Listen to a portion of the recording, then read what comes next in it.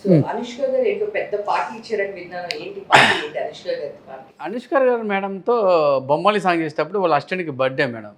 వాడొచ్చి నాకు చెప్పాడు. ఇదో నా పుట్టినరోజు అని.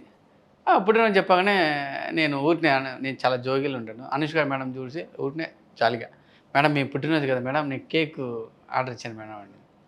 ఆమె ఊగిపోయింది. ఏ లేదు లేదు నా పుట్టినరోజు కాదు లేదు మేడం. నేను వినకుండా లేదు మేడం మీ పుట్టినరోజే, నేను మాకు బేటాలు వేస్తుంటాం అన్నమాట, రూ. 150.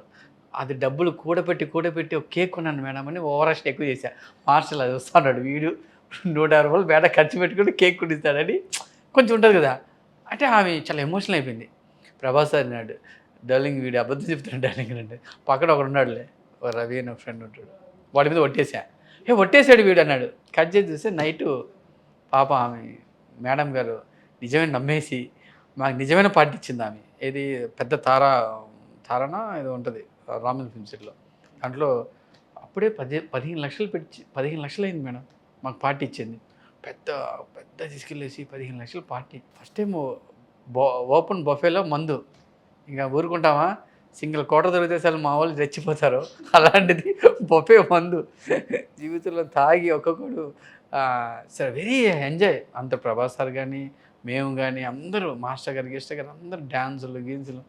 సో వెరీ చిన్న ఒక అబద్ధం అంటే ఆమె మేడము చాలా గోల్డెన్ హార్ట్ ఆమె. అరే నా అసిస్టెంట్ బర్త్డే కదా, వీళ్ళు డాన్సర్లు కేక్ కొంటా అన్నారు కదా, దాని గురించి ఆమె వాళ్ళకందరికీ ఇది చేయాలని ఆమె చేసింది. సో వెరీ నా అనుష్క మేడం ఎప్పుడు గోల్డ్ ఆమె ఎప్పుడు చూసినా.